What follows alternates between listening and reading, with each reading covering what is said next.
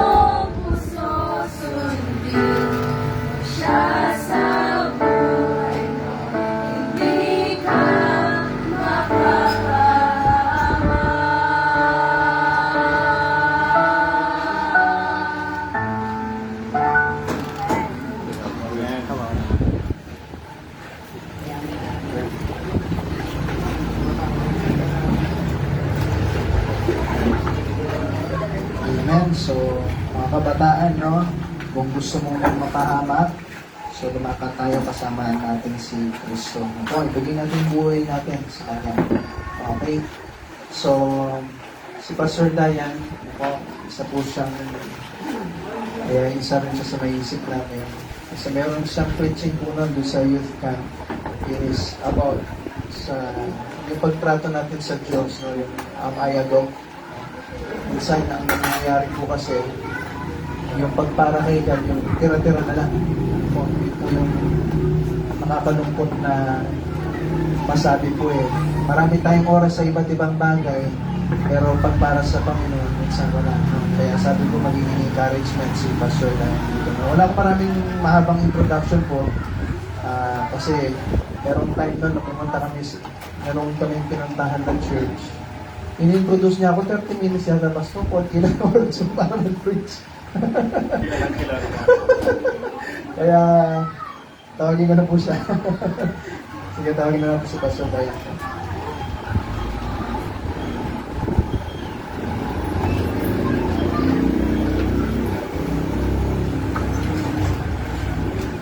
Sana hindi mo kayo magsawa. Ano po? Salamat po sa Panginoon sa privilege. Sa bagay, kung sakali magsawa kayo, mamaya, alis na rin kami. So, blessing po na maka-fellowship po namin kayo. Sa totoo lang po, hindi lahat ng simbahan ay kasing giliw at kasing buhay ng simbahan niya. Amen. Salamat po sa inyong mga palangiting expression, mga pagmumuka. Nakaka-encourage po yan, lalo po sa aming mga nangangaral. Kapag kayo po ay humingiti, tumatawa, nagre-respond, nabubuhayan po kami lalo. Na-encourage po kami. Pero pag kayo po ay natutulog, inaantok din po kami. No, kaya paunahan na lang kung sino unang matutumba. Tumayo po tayong lahat at mag-aral po tayo ng Word of God. So ito po ay preaching, Sunday morning preaching. At ngayong umaga po ay i-relate po natin sa inyong tema, ang ating mensahe. Gusto po namin batiin yung mga young people na may mga natanggap na awards sa araw na to. Congratulations sa inyo. Brad, yung hatian natin mamaya na lang. Then joke lang, Brad, baka talagang hatiin mo yan. So maraming salamat. At naway kung paano kayo nag-excel sa labas, paano nyo binigay yung best nyo sa labas, ay ganun nyo rin ibigay yung best nyo para sa Panginoon. Amen. Kasi mas deserve ng Panginoon yung best natin. Meron nga preaching si Pastor De Vega, hindi ko makakalimutan yun eh. Sabi niya, may mga valedictorian sa school pero backslider sa church. So, hindi po maganda. Dapat balanse lagi. Amen. Kung paano tayo kaaktibo sa labas, masigit nga po lalo dapat dito sa gawain po ng Panginoon. Amen. Okay? Kasi dito, yung pinaglilingkuran natin, yung nagbibigay ng grade sa atin dito, hari ng mga hari, Panginoon ng mga Panginoon. Kaya mas deserve niya yung best natin. So, open your Bible please sa book of Romans, Romans chapter 12. Ito po yung ating text verse. Romans chapter 12, verse 1 and verse number 2. Romans chapter 12, verse 1 and verse number 2. Sa totoo lang po, hindi ko po talaga ina-expect na isang araw magiging pastor si Pastor Kenneth. Kasi nung nagbabakasyon po yan, nung sinasama po namin siya sa amin, nag-joke lang ako na magiging pastor ka na, ganito, ganyan. Pero ayaw niya nung una parang hindi niya nakikita yung sarili niya na magiging pastor siya. Pero nagulat ako na after graduation, after how many years, ay sinuko niya yung buhay niya upang maging pastor. Kaya salamat sa Panginoon dahil naging very willing siya na sundin yung panawagan ng Panginoon. Kasi pag di po siya nagsuko, wala po kayo dito ngayon. Ako. Kaya mahalin niyo po yung pastor niyo ha. Madalang po yung pastor na gwapo. Ilan lang po kami? Sabi niya ay hindi. Hindi daw po lahat ng gwapo nasa showbiz. Yung iba po nagpastor. Kaya kung may mga gwapo dyan, at tinatawag kayo ng Panginoon, magsubo kayo ng buhay. Diba? Sayang yung pagwapuhan nyo kung hindi nyo rin ipapagamit sa Panginoon yung buhay nyo. Okay? So ibig sabihin, pastor, pag pangit, hindi tatawagin ng Panginoon. Hindi po, walang pinipili ang Diyos na itsura pagdating sa paglilingkod. Amen? Amen. Okay? So Romans 12, verse 1 and 2, basahin po natin yung talata. At kung nandiyan na po kayo, ulit, say Amen. Amen. Okay. Alam niyo po itong ganitong oras, ito yung pinaka-nakakaantok na oras. Sa totoo lang. Kung ayaw niyo maniwala, tignan niyo kaya yung katabi niyo. Yan yung evidence. Opo. Okay. So sabihin mo sa katabi mo, kapatid, huwag tayong aantokin.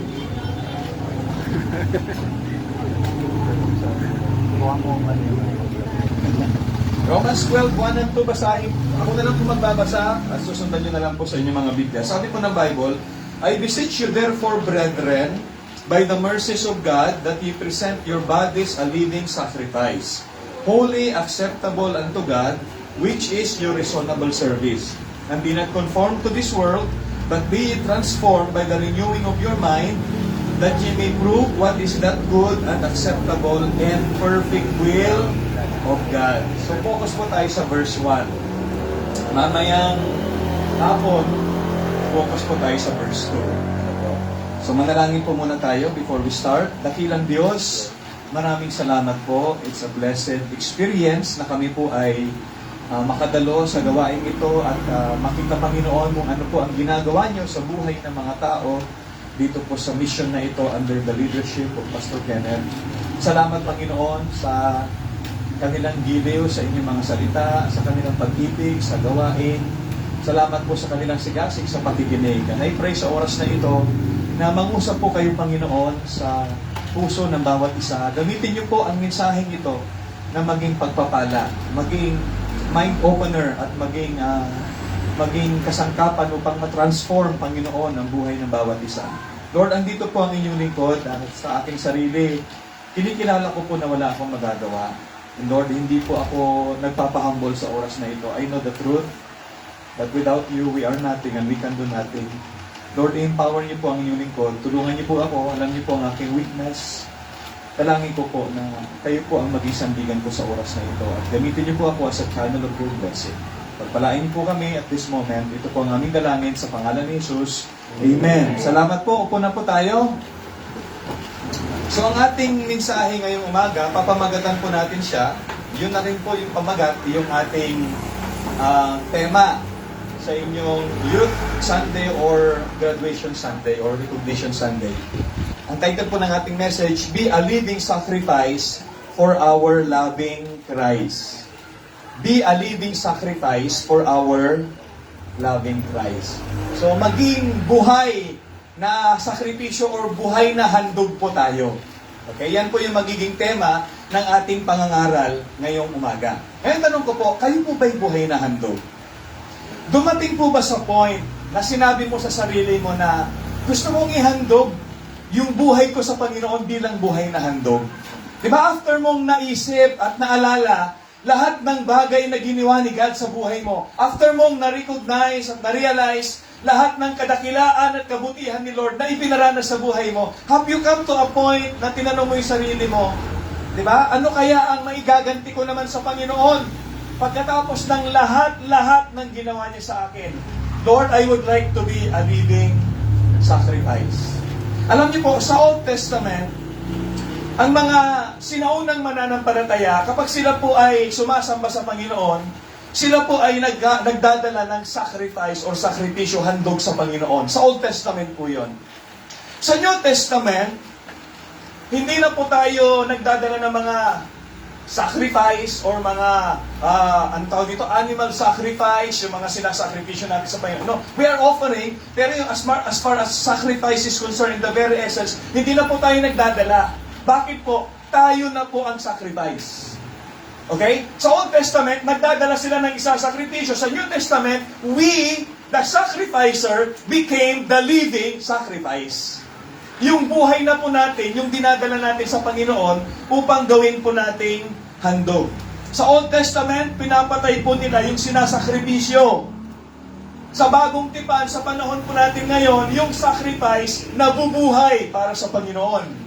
We are the living sacrifice. Our lives is our sacrifice. Ano sa living sacrifice bilang buhay na handog, inaasahan po ng Diyos na tayo po ay mabubuhay sa paraan na nagiging kalugod-lugod ang ating buhay sa ating Panginoon. Okay? And the Bible says that our lives given to the Lord as a living sacrifice is our reasonable service. Yung pong buhay natin, kapag ito po ay ipinamuhay natin bilang buhay na sakripisyo sa Panginoon, ito po yung nagiging reasonableng paglilingkod natin sa Diyos. Okay? Doon po pumapasok yung tinatawag na service. Kapag yung buhay mo, inihandog mo sa Panginoon, doon po magaganap yung tunay at reasonableng paglilingkod. Now, para lalo po nating maintindihan itong pinag-uusapan po natin ngayon, gusto ko pong i-share sa inyo how to be a living sacrifice. Paano po maging buhay na handog? Okay? Paano maging buhay na handog? Now, last time, nag-usap po yung baboy at saka yung manok. Baboy, baka at manok. Nag-usap yung tatlong hayop na yun. Sabi nung manok, alam mo, kaibigang baboy, kaibigang baka, napakabait ng ating tagapag-alaga sa atin. Napakabuti niya. Pinapakain niya tayo araw-araw, pinapaliguan, inaasikaso tayong mabuti. Napakabait ng ating amo, napakabuti niya. Sabi ng baka, oo nga. Sabi ng baboy, oh.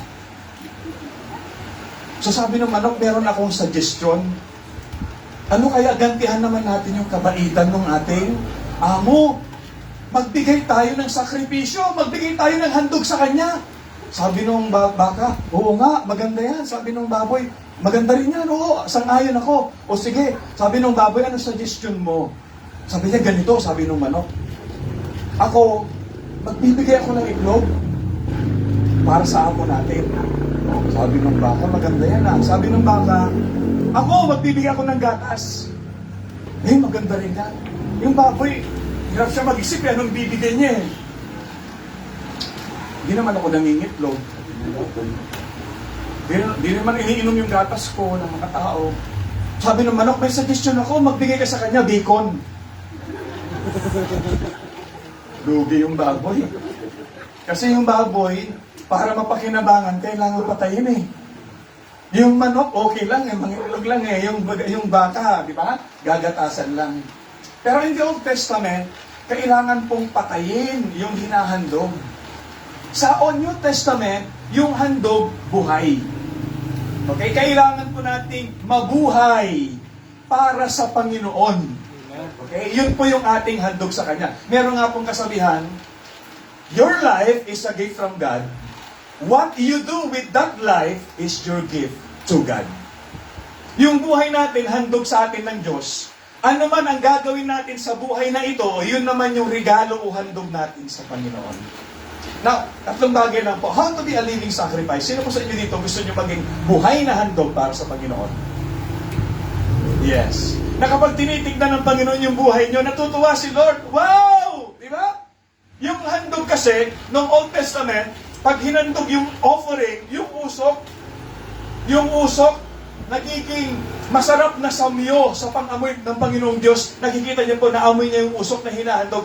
Sa New Testament, yung buhay natin, nagiging mabangong samyo din sa Panginoon kapag yung buhay natin, ipinapamuhay natin ng kalugod-lugod sa Kanyang harapan.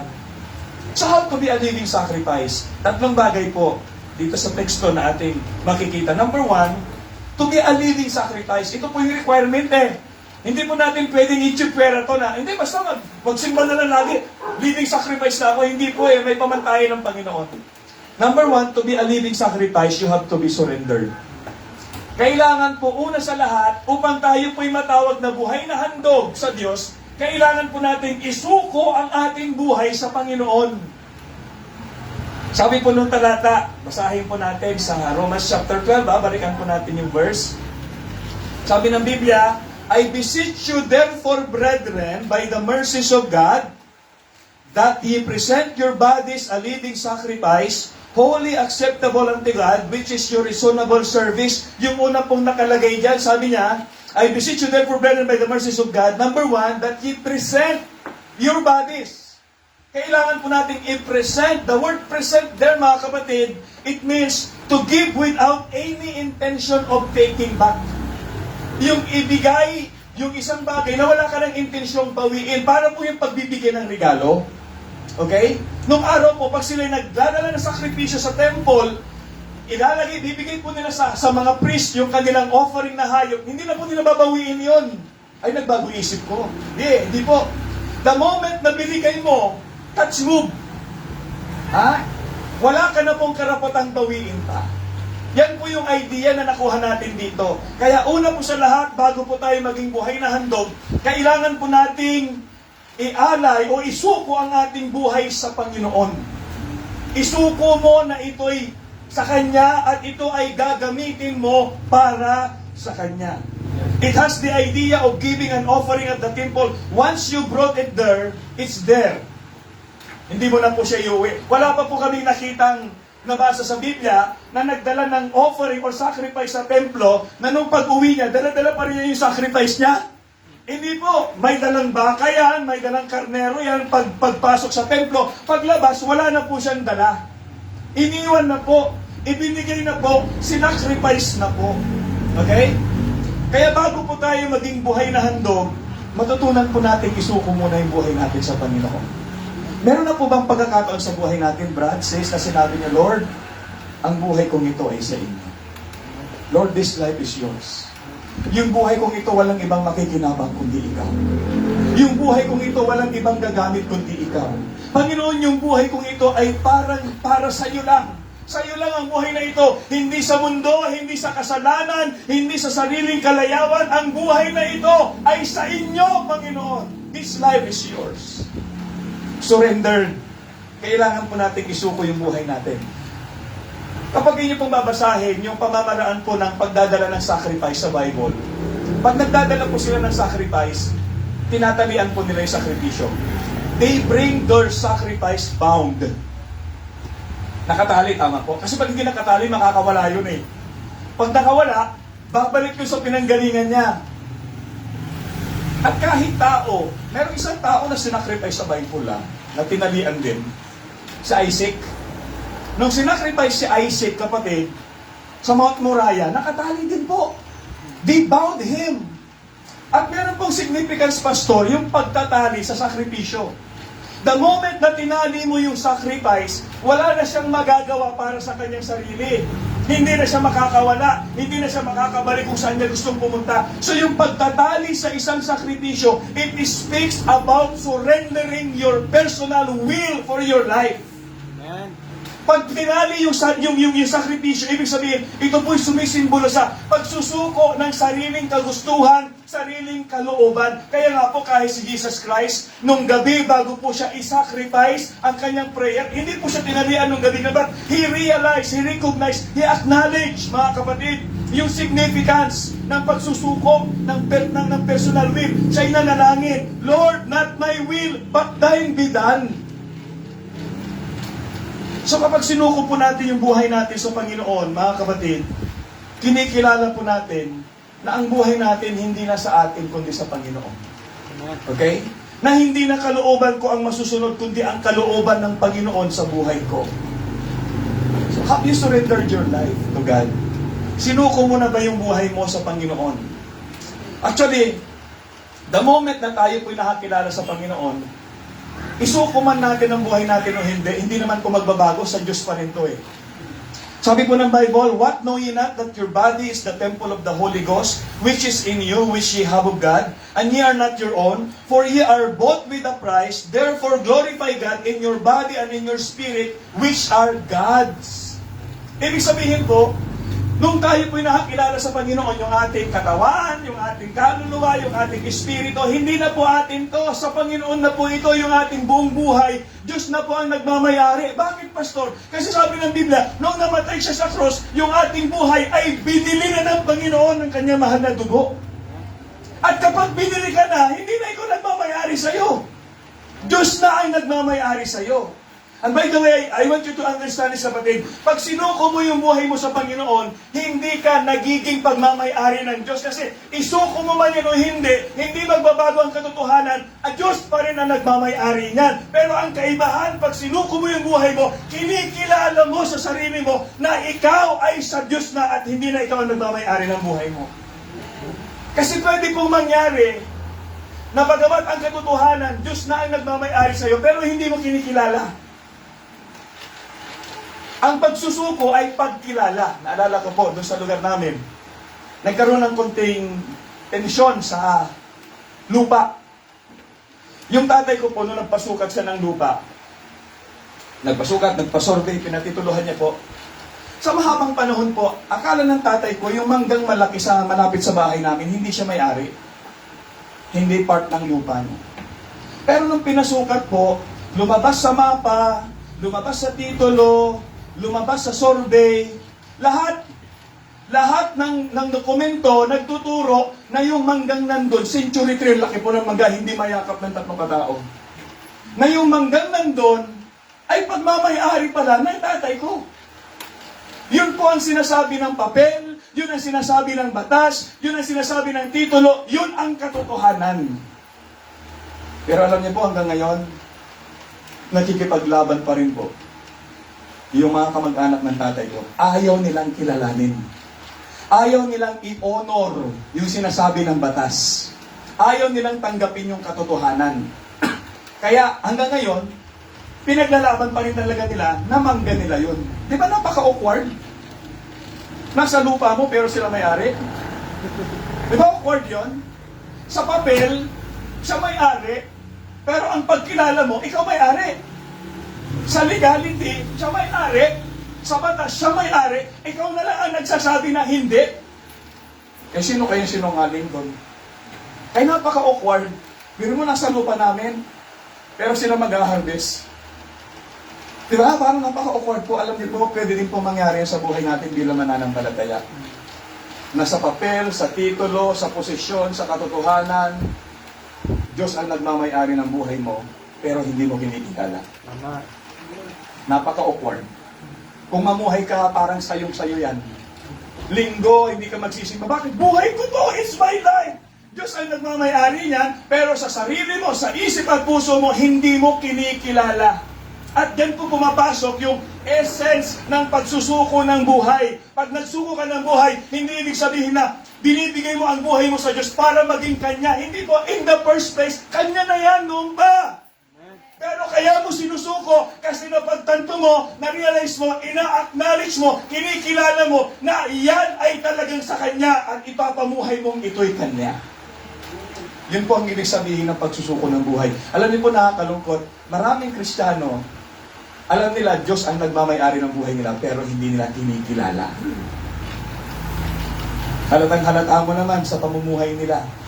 Kung makapagdesisyon para bang walang Diyos na nagmamayari sa kanila, parang sila ang Diyos. Buhay ko to! Ha? Sis, ngayon graduate ka na sa high school,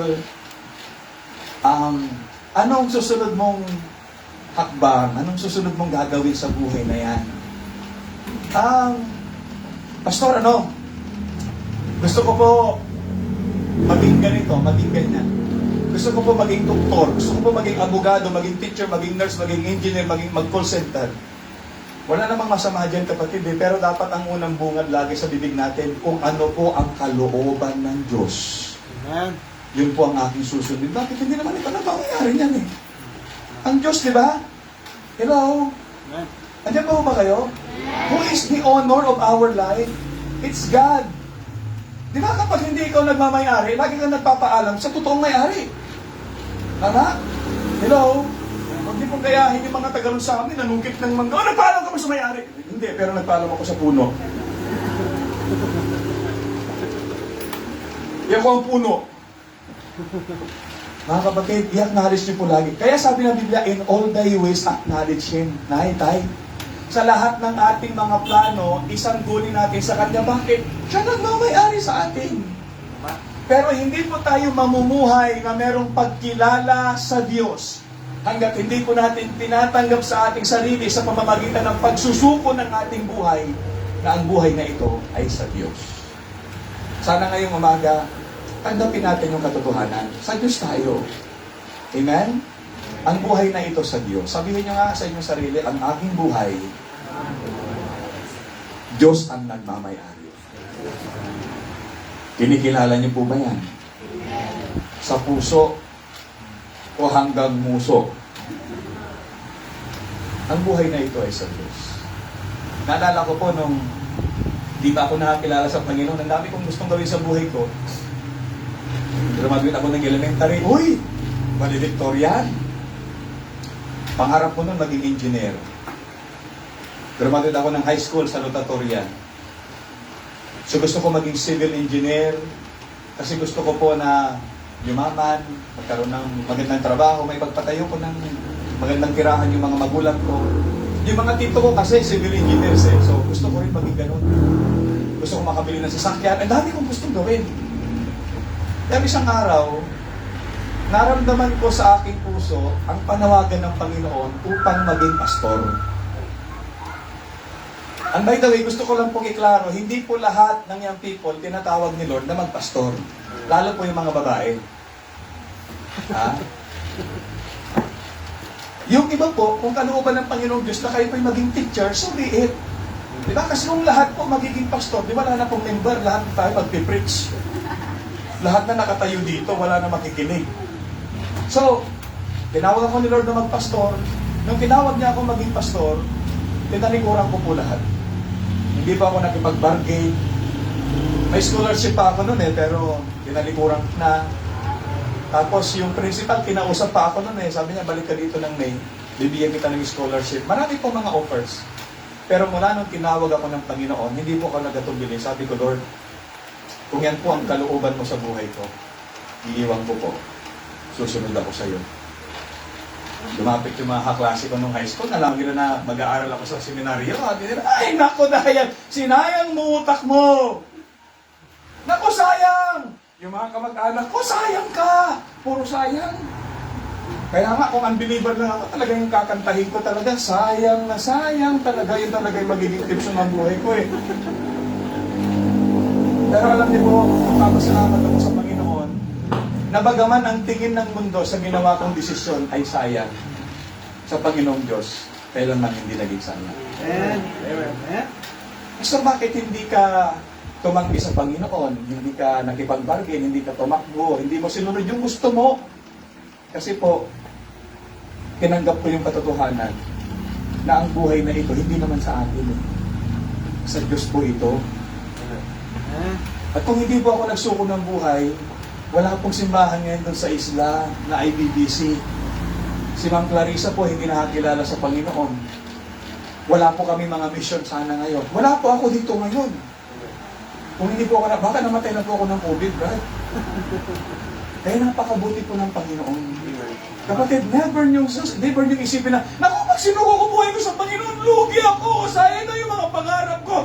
Hindi po sayang, kapatid. Yung sayang, yung buhay mo, ipinagamit mo sa iba, rinustay mo sa iba, pagharap mo sa Panginoong Diyos, i-require niya yung buhay mo sa iyo, magbibigay sulit ka sa Kanya, wala kang maisagot kung tatanungin Kanya, anong ginawa mo sa buhay?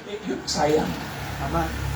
Anything that is not used for the purpose of God are wasted. Pero yung buhay na pinagamit sa Panginoon, hindi sayang. Kaya meron kayo isang young people dito na mag-aaral sa Bible School. Brad, kung sino ka man. Sino yung Brad? Andito ba siya? Kung sino ka man, Brad, hati tayo mamaya. God, hindi sayang ang buhay mo. Sabihin ko sa iyo. Hindi madali. Hindi ko sinasabing lahat ng tao boto sa gagawin mo. Sige na, sige na. Doon saan ka masaya, suportahan na ka. Hindi lahat ng tao ganun ang pananaw eh. May mga magsasabi, ano bang pumasok sa ulo mo? Ano ba? Nasisiraan ka ba ng bait? May mga magsasabi ng ganyan. Uusigin ka. Kung ano sasabihin sa'yo. Pero Brad, huwag kang tumingin sa kanila. Hindi naman sila ang mamayari sa'yo, ang Diyos. Amen. Siya pakinggan mo. Amen. Siya pakinggan mo. May mga pagkakataon kahit mga magulang natin, hindi tayo maunawaan. Pero kung tunay na tinatawag ka ng Panginoon, He is the owner of your life. Lord, ito yung buhay ko. I'm surrendering it to you. You have made the very best decision that you could have in your life. Surrender.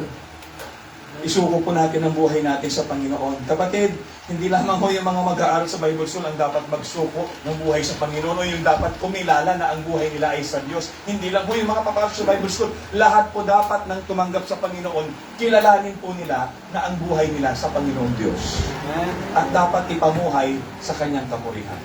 Amen. Surrender. Pangalawa po, separated. Para maging buhay na handog tayo, dapat suko natin yung buhay natin, kilalanin natin na ito ay sa Diyos, hindi sa atin, amen? Pangalawa, para maging buhay na handog tayo, kailangan mamuhay po tayo na merong kabanalan. We have to live a separated life. Nabanggit po dito sa talata, sabi niya, I beseech you therefore, brethren, by the mercies of God, that ye present your bodies a living sacrifice, holy. Kaya nga, pastor, ina-apply ko yan eh. Talaga, paano mo ina-apply? Ay, pastor, hindi ako dumarating ng tama sa oras, lagi akong holy. Kasi nakalagay sa Biblia, holy. O, kaya lagi akong holy. Ha? Meron daw, Brad, ay pastor, may church. Yung mga membro doon nila, talagang hinahangaan ng mga unbelievers.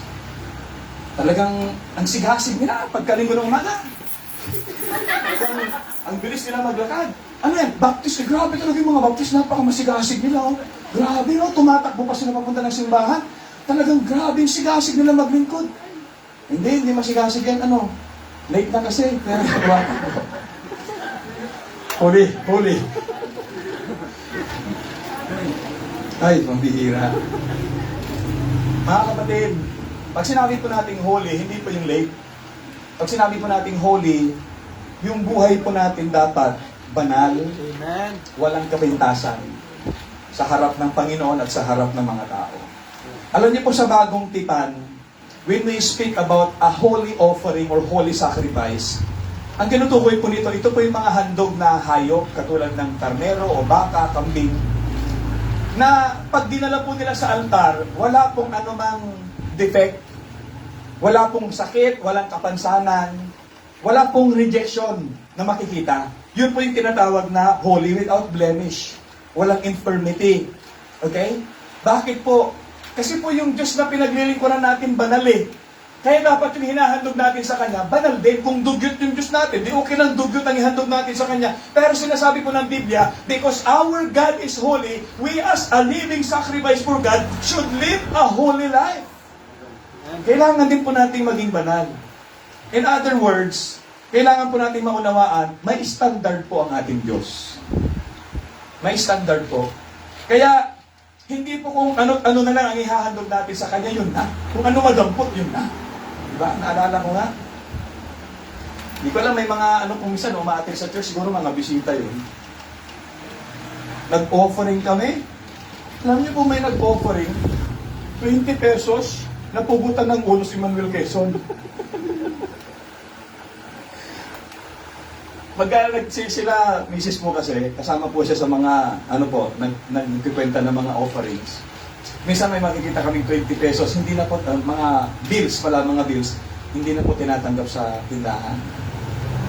Sabi ko, bira naman yung mga nag-offering dito. Nung hindi tinanggap sa tindahan, nagpakasakaling baka matanggap sa simbahan. Alam niyo po, hindi mo naman kilala yung mukha ni ni Manuel Rojas. Di ba? Nagmukha na siyang si Mar Rojas. Sabi, nagmukha na siya si Larry Rojas. Sabi ko, bira. Di ba? Kaya may mga ano po kami, sinisiparit kami doon, hindi talaga magastos Kahit sa bangko, ayaw palitan. Sabi ko, grabe naman ito mga ba? Nakalimutan ba nila na yung paghahandugan nila ay Diyos? Amen. Hello? Diyos na banal. Kaya nga po sa Book of Malakay, nagbigay po ng standard ng Panginoon, nagbigay din po siya ng salubin. Kasi nung panahon po ni Propeta Malakay, yung mga Israelita po, pag naghahandog, hindi na po nila kinukonsider yung standard ng Diyos. Magdadala po sila ng ihahandog nila sa Panginoon. Meron pong mga ihahandog silang karnero na pilay. Di ba? Yan kapag maglakad pwede na yan. Pwede na yan. Di ba? Naunawaan naman ng Diyos. Di ba? Meron silang ihahandog na karnerong bulag. Di ba? Pwede na yan. Di ba? Kaya na yan. Karne rin naman yan. Di ba? Dumating sila sa point na yung isip nila, pwede na yan. Pwede na yan. Naintindihan naman ng Diyos, pwede na siguro yan. Okay na yan. Hindi ba dapat kung kinikilala po natin na ang ating paghahandugan ay Diyos, dapat po yung standard natin, hindi yung pwede na yan, kundi dapat yung pwede. Amen? Sabi nga ng Panginoon sa mga Israelita nung araw na yan, sige nga, dalhin nyo nga sa gobernador nyo, yung dinadala nyo sa akin, tatanggapin kaya niya yan? Yung bulag na karnero, yung pilay na karnero, yung karnerong reject, dalhin nyo nga sa gobernador nyo, tatanggapin ba niya? Oo. Sigurado hindi. Mapapahiya kayo, sabi ng Panginoon, mas lalong ako. Dahil ako ay Diyos. Hari ng mga hari, Panginoon ng Panginoon, may likha ng langit at lupa, ako ay banal. I deserve the best from you. Amen. Yan ang sabi ng Diyos. Sa ating buhay, bilang mga anak ng Panginoon, kung gusto po natin maging buhay na handog, dapat yung buhay na ito ay maging banal sa harap ng Panginoon. Ibig sabihin po ng banal pastor, lahat po ng mga bagay na hindi kaaya-aya sa harap ng Diyos, kailangan po natin layuan upang maging malinis tayo sa harap ng Panginoon. Huwag po kayo ma-offend sa akin mga kapatid Pero hindi po dapat big deal o issue sa isang mananampalataya ang pagtanggal ng bisyo sa kanyang sarili kung talagang desidido at seryoso siyang maglingkod sa Panginoon. Amen. Hindi po dapat, ano ba naman yan? Saan ka nakakita ng reliyon ang higpit? Ipapatanggal yung sigarilyo, yung alak. Pero mo nagbaptis ka lang, hindi ka na pwedeng mag-uminom, hindi ka na pwedeng mag-drugs, hindi ka na pwedeng mag-ganyan. Anong klaseng reliyon yan? Hindi kapatid, dapat ang tanong natin, baliktad Anong klaseng reliyon? Pinapahintulutan, yung naghahandog ng kanyang sarili ay namumuhay sa kasalanan. Anong klaseng reliyon yan? Na kumakanta sa choir, merong unbeliever na karelasyon. Anong klaseng reliyon yan? Na tumatayo sa likod ng pulpito, may tinatagong kasalanan. Yun dapat yung kwini-question natin. Pero yung namumuhay ng banal, iniwan yung mga kasalanan at mga bagay na hindi kaaya-aya para maging katanggap-tanggap siya sa harapan ng Panginoon. Hindi po dapat kwini-question yun. Dapat hinahangaan yun dahil yun ang tama para sa Panginoon. Amen. Hindi po dapat big issue. Grabe naman. Kumanta lang ako sa choir, hindi na ako pwedeng sumayaw. Kumanta lang ako sa choir, hindi na ako pwedeng kumanta ng worldly song. Natural kapatid, you are a holy sacrifice to God. Amen. Kanina po, in-acknowledge dito yung modest apparel, yung pagsusuot ng tama, ng karapat-dapat sa harap ng Panginoon. Sa buhay ng mga isang tunay na mananampalataya, hindi po dapat big deal yan. Yan po ang karapat-dapat sa Panginoon natin. Amen. Hello? Minsan makikipagtalo pa tayo Pastor, gusto ko nga i-expose yung legs ko, Pastor. Sayang naman yung flawlessness ko kung hindi naman Kapatid, yung katawan natin, dapat nating takpan at i-reserve. Hindi po yung dinidisplay. Hindi po ba kayo? Amen? Kung yung sanlibutan, pinapakita po nila yung katawan nila sa sanlibutan, tayo po mga Kristiyano, tinatakpan natin yung katawan natin. Naalala niyo po, nung nakita na discovery ni Eva at Adan na sila ihubad, ang ginawa po nila, nagtahi po sila ng mga dahon ng igos. Pinalitan ng Diyos, bakit miniskirt daw eh? Hindi po sapat. Okay? Although meron po yung spiritual significance, pero ang ginawa po ng Panginoon, tinakpan po yung kanilang katawan.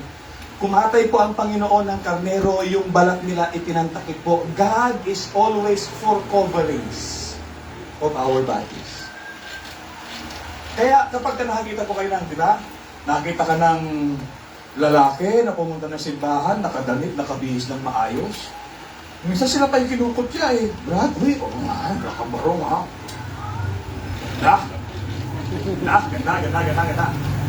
Brad, kulang na lang bulat. Pwede ka lang ilagay sa kabao. Baptis ka pa naman, ikaw pa unang makapanlain. Tapos nung may pumasok na siksi, pasipol ka pa. Hindi po dapat yung hinahangaan natin, yung mga namumuhay na merong kabanalan. Amen po? Amen. We ought to live a separated life. Okay?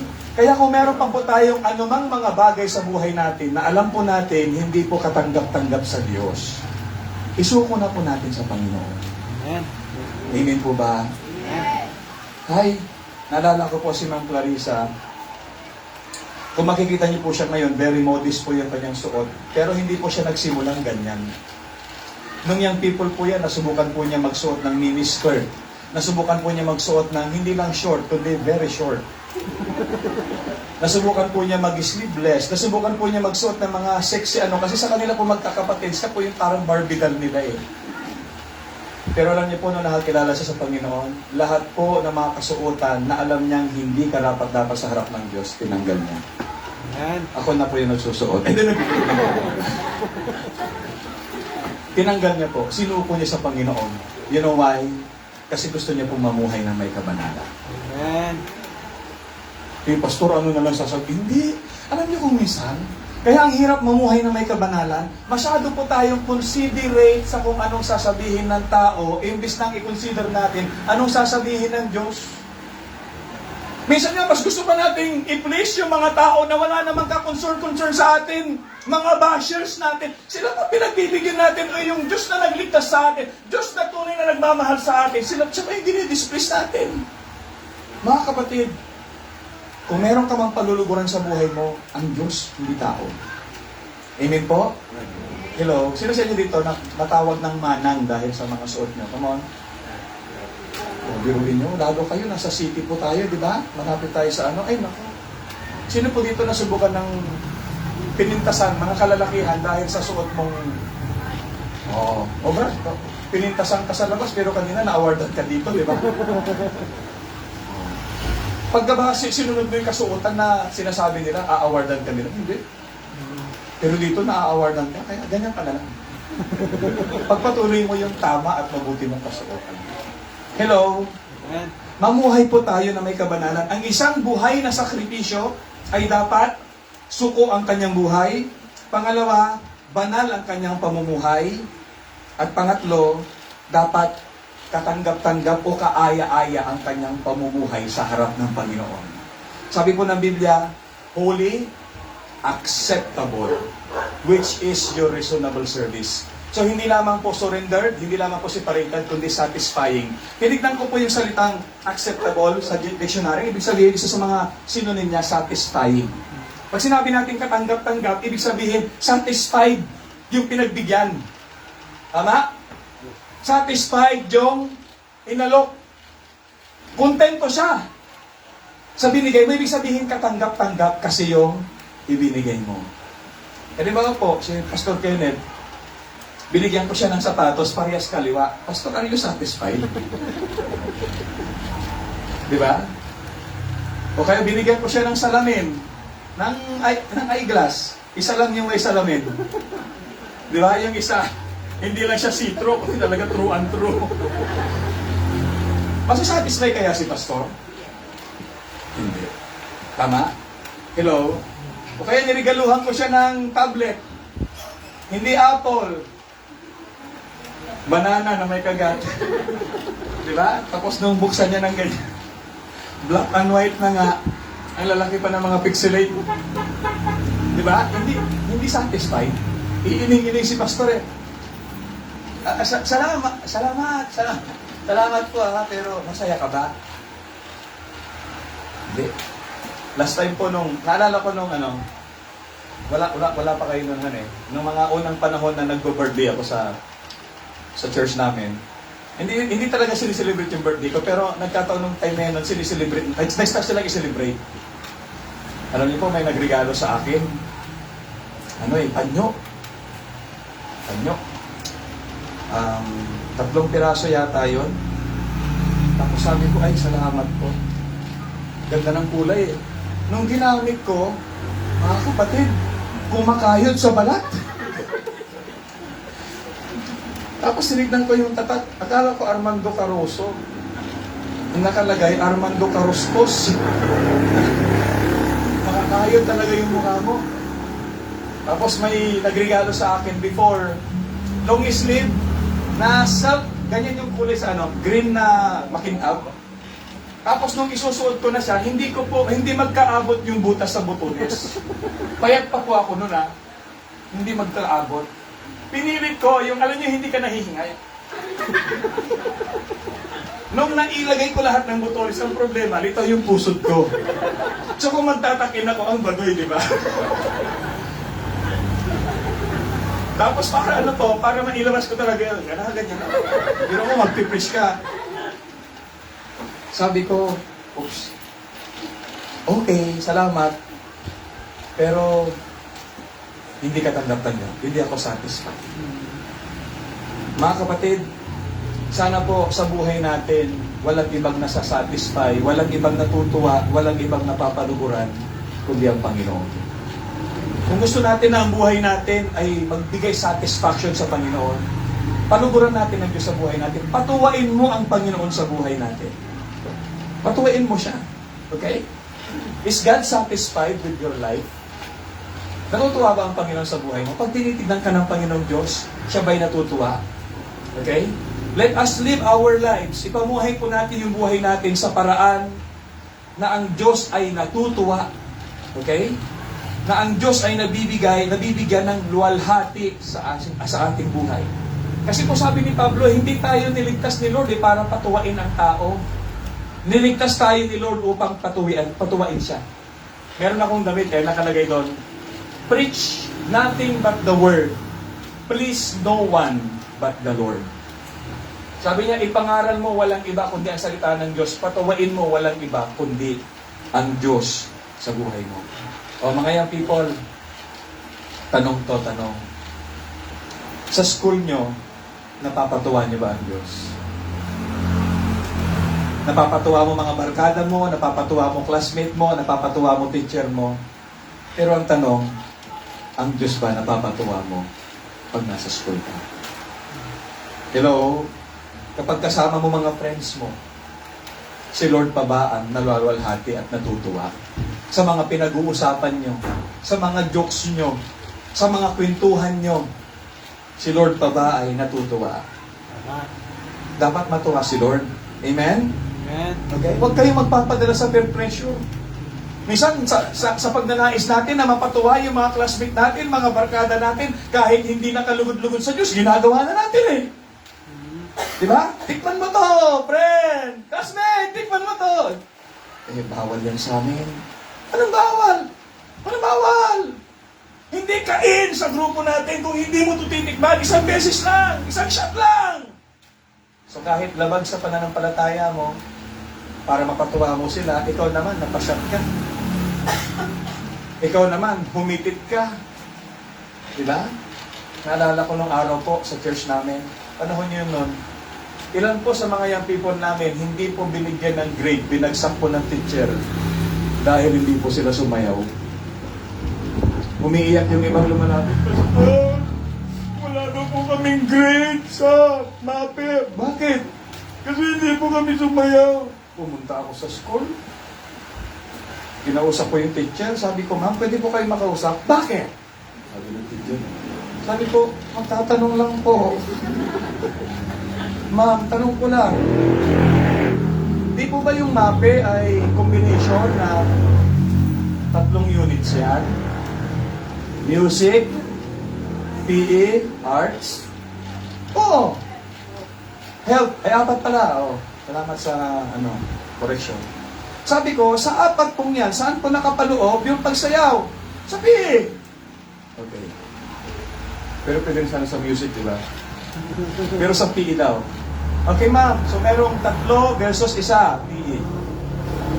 Sa PE na yan, ma'am. Sa 4 na yan, di ba meron po kayong tinatawag na examination, may recitation, may project, may assignment po yan, may mga quizzes, and then may practicum. Ilang percentage po yung practicum, ma'am, sa kabuuan ng MAPE? Bakit niyo po sinabing kapag hindi sumaya yung estudyante, wala po siyang grade? At ang dami mong tanong! Sabi ng teacher sa akin, nagtatanong lang naman yun. Hindi nung palis na ako, naliwanagan na sumunod, may grade na yung isang estudyante namin. Pero alam niyo po kung minsan, tinatakot lang sila. Pero on the other hand, hindi ba kayo nagtataka mga yung people, bakit pinapahintulutan ni God? Kasi gusto kayong i-test. Tama. Kung gaano kayo katatag sa inyong conviction. Amen. Si Meshach, Shadrach at Abednego, susunugin sila. Pag hindi sila tumayo para sa Panginoon, susunugin sila. So, ipiplis pa nila yung hari na nagbigay ng kautusan o ang Diyos. Pero inalaw ng Panginoon talagang may pugon, totoong pugon. Pinahintulutan ni Lord na sila'y hulihin. Pinahintulutan ni Lord na sila'y igapos. Pinahintulutan ni Lord na sila'y itapon sa pugon ng apoy. But God did it for a purpose. Gustong matest ni Lord kung gaano katibay yung kanilang paninindigan para sa Panginoon. Amen. Amen. Sinong ipiplis nila? Yung hari o ang Diyos? Yung mga kasamahan nila mga Israelita o ang Diyos? Yung mga nanunungkulan o ang Diyos? Na-prove ng Panginoon na yung mga alagad niyang ito, sa Diyos ang kanilang katapatan. Si God ang gusto nila mapatuwa sa kanilang buhay. As a result, gumawa ang Diyos ng milagro. Sa Asbury College, doon po nag-aral si Ma'am Christine after niya graduate ng Bible School. Okay? Nag-decide siya na pumasok sa secular school upang kumuha ng education. Alam niyo po, dumaan sa butas ng karayo yung kapatid ko. Kasi yung standard doon sa college na kanyang pinasukan, ang uniform po ng mga kababaihan is slack pants. Slacks. Walang nagpapalda doon. Wala. So si Christine, tuwing pumasok siya, nakapalda. Sinita siya ng kanyang advisor, sinita siya ng ibang mga teachers, sinita siya ng ibang mga kaklase niya, hanggang nakarating doon sa dean. Abay, pinatawag siya. Sabi niya, ilang beses ka ba namin pagsasabihan na hindi pwede ang palda dito, ang ating uniform is slacks? Sabi ni Ma'am Christine, Kristiyano po ako eh. Eh, Kristiyano rin naman kami dito ah. Christian college nga ito eh. Sabi niya, pero naniniwala po kasi ako na ang batayan ng Biblia dapat modest apparel. Ganito po, ganyan.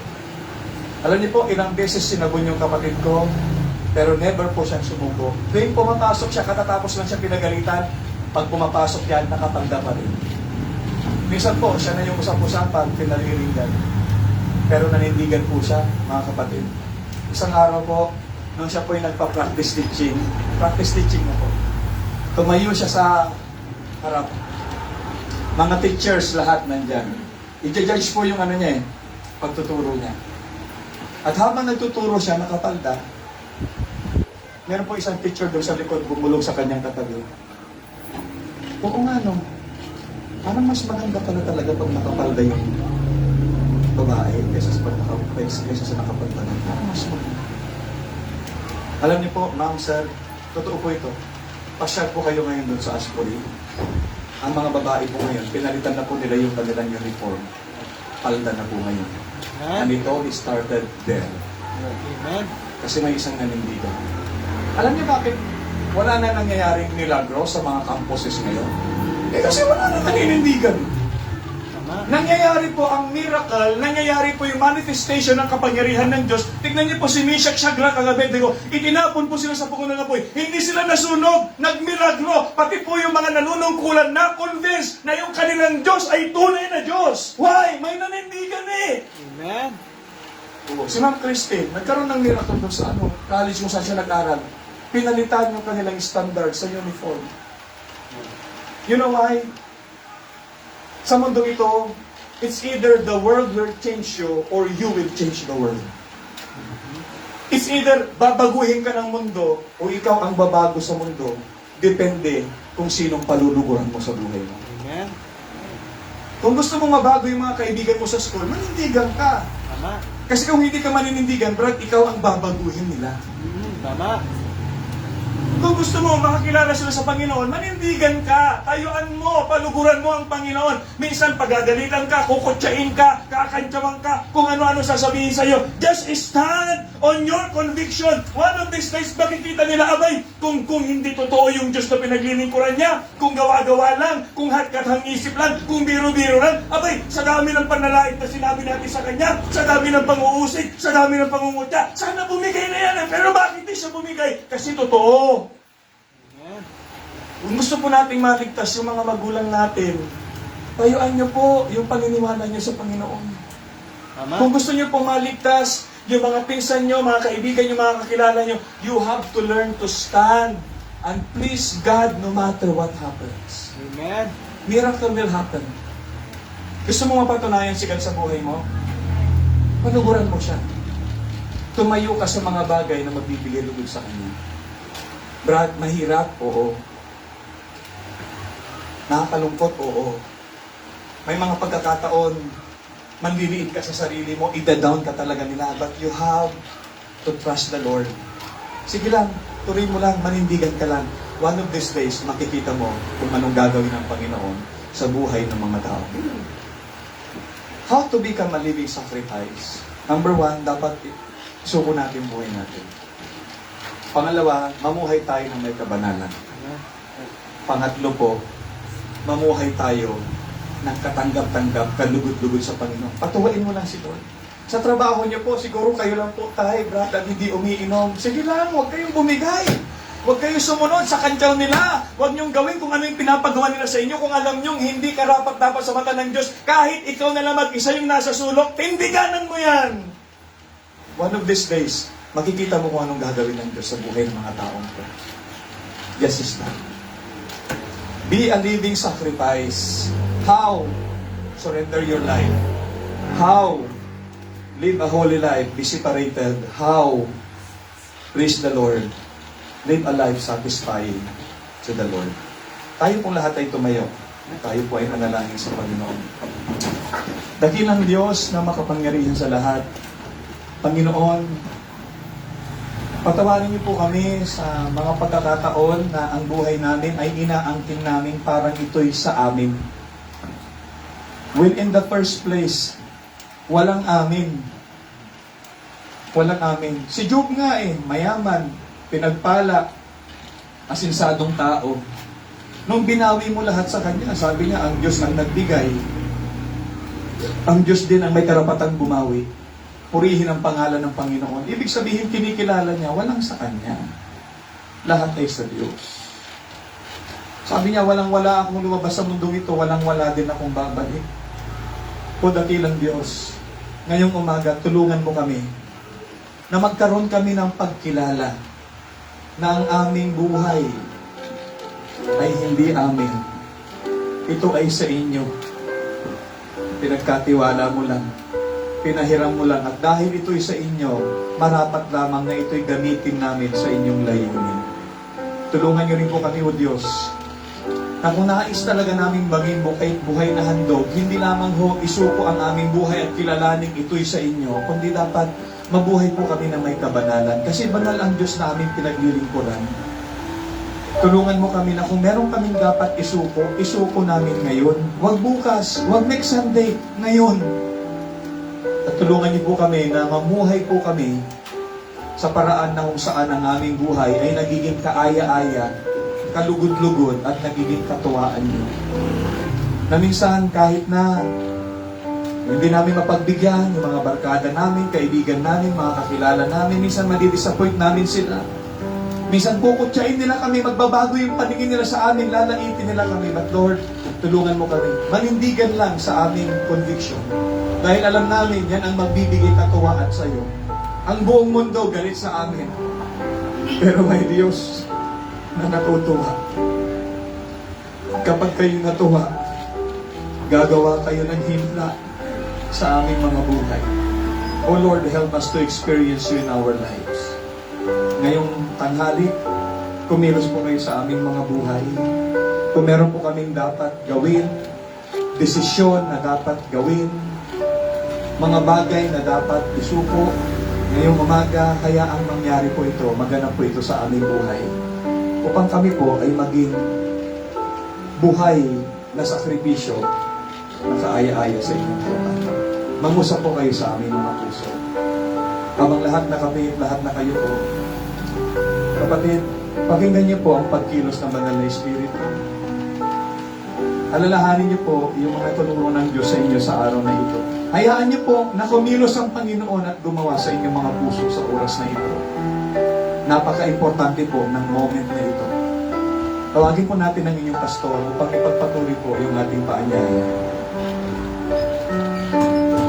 Para nakapigit ang tanong, kumusta lahat ba tayo sa ating buhay Christian? Ligtas ka na. Kanina, tinataas yung mga kamay mo sa ligtas. Pero sinubo mo ng ba yan sa Panginoon, yung buhay mo? O patuloy tayo namumuhay sa sarili natin, nag-enjoy ka pa rin sa mga bagay na alam mo hindi tama sa harap ng Panginoon. Umiinom ka ba ba? Naninigarilyo ka ba ba? Nagsusugal ka ba ba? Yung mga bagay na mga sinasabi natin, pang-Kristyano na ba? Sa pagkilos po natin, nakikita po ba na iba po tayo? Hindi mo deserve ng Panginoon na kung saan niligtas ka niya, ginawa na niya lahat para sa iyo, tapos ikaw, sakit ka pa rin, sinasarili mo pa rin yung buhay. Ayan. Sa Kanya na po yan. Huwag natin pong sarilihin. Ang araw ng linggo para sa Panginoon, huwag mong gamitin yan sa trabaho. Wednesday man, ako, at least kahit paano, napapakain tayo sa spiritual, kaya Sunday, Wednesday, sana nandyan ka na. Huwag na po natin sarilihin. Ang dami ng ginawa ng Panginoon sa atin, kaya ibigay natin para sa atin. May nabubuhay ba tayo ng separated life? At yung huli, si God ba natutuwa sa buhay mo? Kapag kinuha po tayo ng Panginoon, dumating tayo sa hangganan natin, namatay ka, harap ka sa Diyos. Ang tanong, pag umarap po ba tayo sa Panginoon natin, masasabi mo ba at masasabi niya ba sa atin, well done, thou good and faithful servant? Natutuwa po kaya siya? O baka sabihin niya, o anak, masyado kang nabuhay sa mundo, hindi ako natutuwa sa'yo.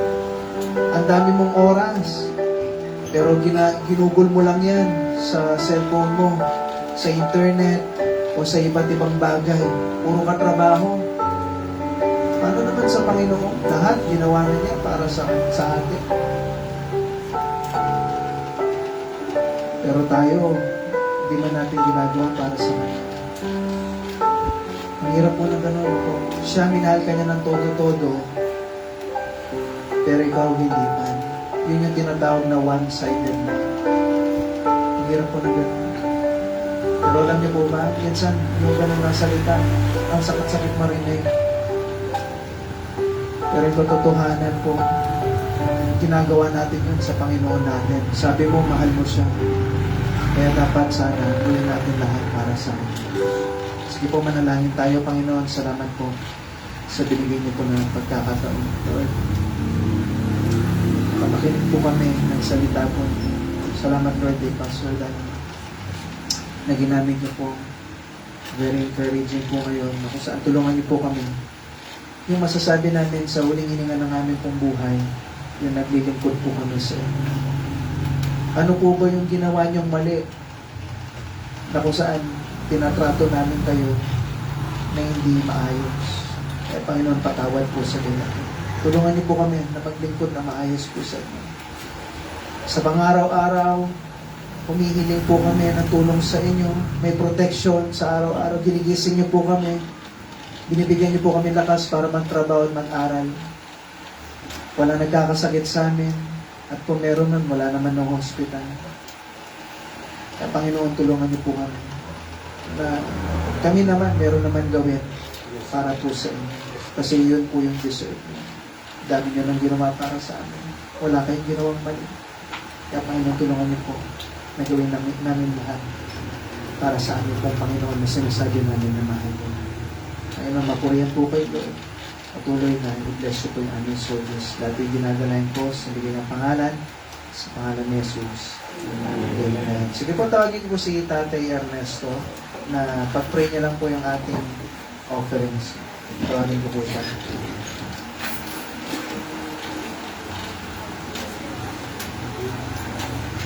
Yes, Lord, nagpipray ko lang ang offering na magamit namin sa nato ng maayos, Lord. Kung saan tuloy-tuloy kami na mapaglingkod sa iyong munting simbahan.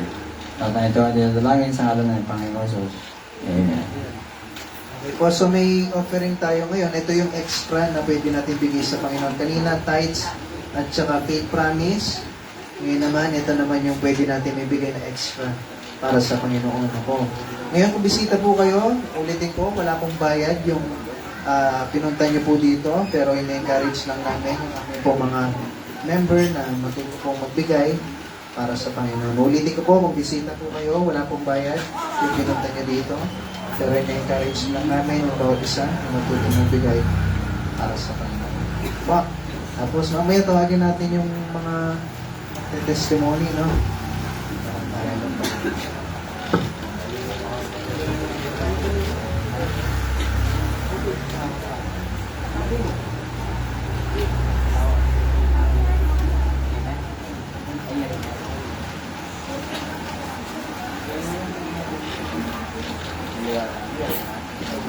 Okay, so habang pinapasa po yung ating offering, si Zara, nakapunta na siya, di ba? Si Sanayka, so, hindi ko na siya, para mamaya papatayin ko siya. Si Sir Robert, pwede po bang tumayo? Sir Robert Pascua Sontusidad.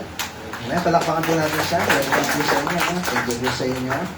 At saka si Ma'am Girly Pineda Sontusidad. Sige po. At saka si, welcome back, si Zara Shanaika. So, si Kaida, si Kaina. Malabo yung ilong, sorry. Sorry. Thank you sa pagpunta.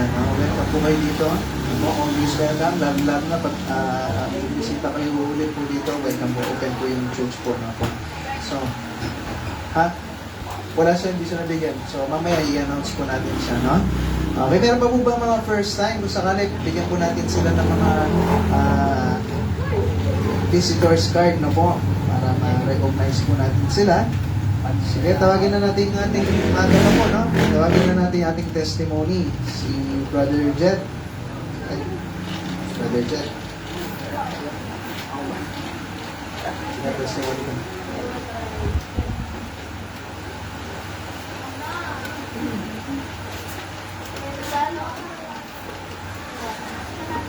Hello, 1, 2, 3.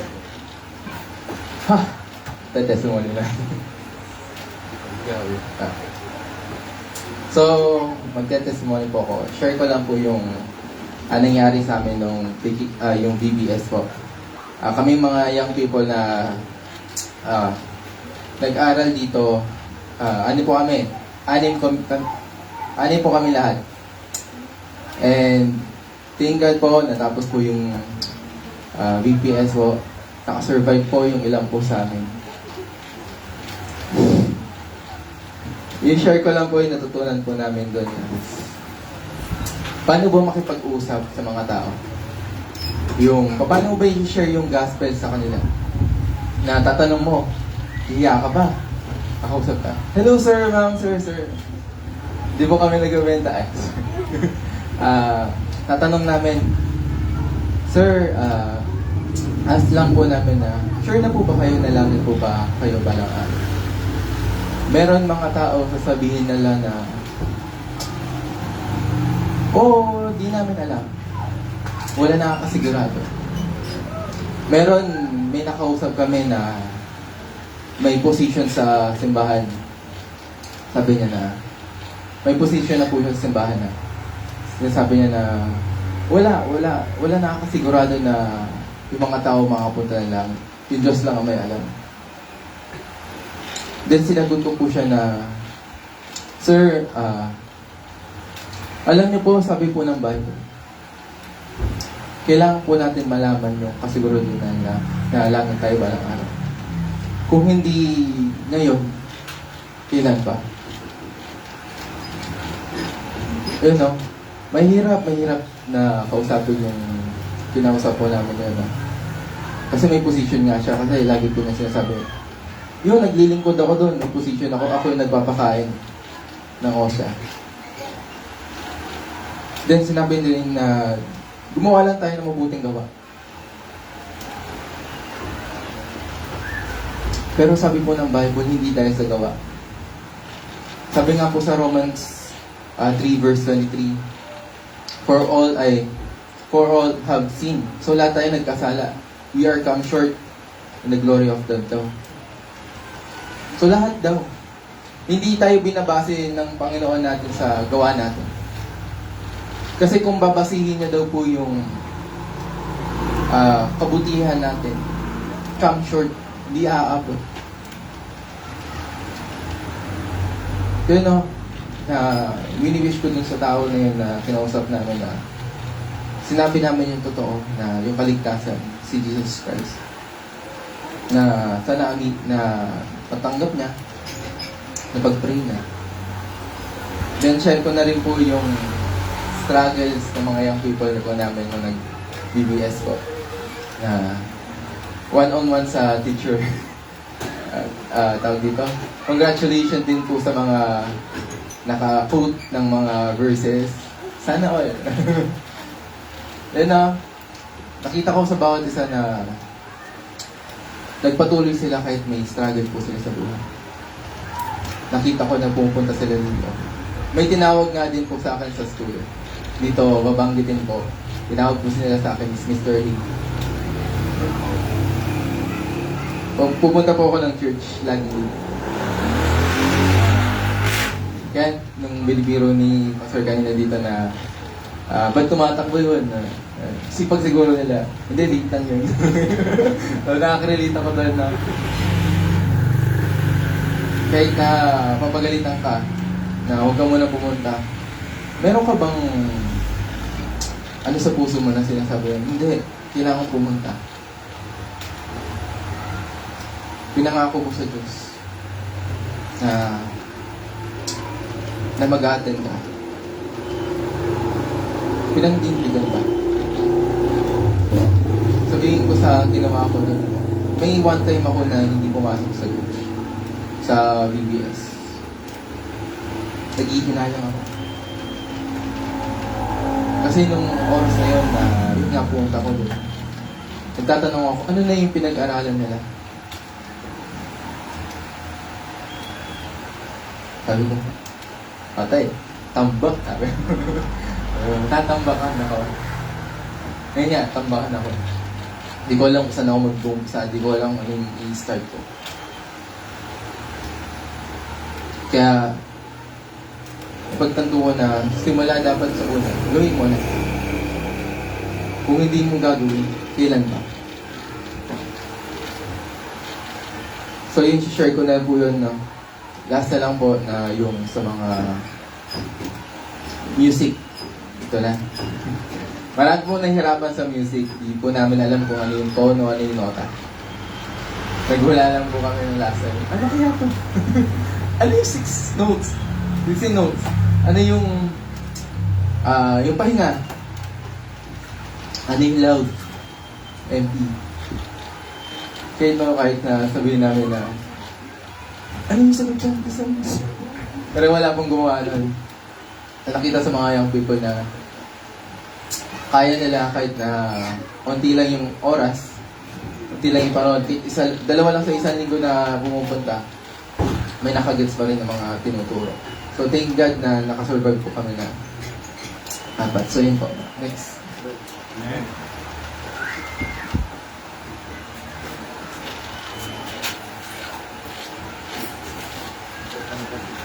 Ako po yung gusto ko lang pong i-share is yung mga experience po namin sa BBS po. Yung ano po, yung una po, ano po, yung, syempre po bata pa ano po ako, parang wala po akong alam sa pagtuturo po, ganun. Pero, ano po, nung tinry ko po sumali po yung sa BBS po, yun po, nalaman ko na po yung paano magturo ng maayos and yung pag-solve din po, yung parang nasanay na po kami nun and na, ano sa, yung lumalabas po kami, tapos nag-aanap po kami ng mga tao na pwedeng maano po, ma-solve po. Tapos, yun po, na-handle naman po namin, tapos nasanay na din po kami makipag-usap po, gano'n. And, last time po kasi, yung last year po kasi, hindi po, last year po, hindi po ako nakasali doon kasi po, yun nga po, parang na-focus din po ako sa gadget. Pero nung tinry ko na po, yun po, ano po, marami po ako natutunan and mas nag-grow pa po ako sa paglilingkod po sa Panginoon and marami po ako natutunan. Pero sa music po, parang wala. Pero okay, ano po, maganda lang po. Tapos yung, ako din po, hindi ko din po yung na-expect na ano, yung, syempre po, dalawa lang po kami ni Ate Kayla, tapos, hanggang dito pa po, tapos hindi din po namin ni-expect na meron po kami pamasahe, pero napo-provide po ng Panginoon kasi po ginagawa ko po yung mga gawain niya po, yun lang po. Okay, so meron tayong picture taking po. Huwag po kayong mag-alala. Meron... Ay, doon ba na? Magpipicture? Akala ko dito. Sabagay, sayang naman yung dinecorate nila kung di natin gagamitin, no? Sayang yung dinecorate ni Karot. Ano po yan? Talagang pinaghirapan yan. 3 oras daw nilang ginagawa. Okay? Okay, so... tawagin muna natin siguro yung 13 years old taas muna. Okay, basta walang asawa po, dito muna, sige picture tayo, usog na lang po ng konti yung mga upuan. Mauna na muna yung mga adult, mamay yung mga bata para hindi sila sikip-sikip at papasok sa loob. Okay, sige. So, yung mauna po yung 13 years old, pataas. Okay. Sige, punta na doon. 13 years old, pataas.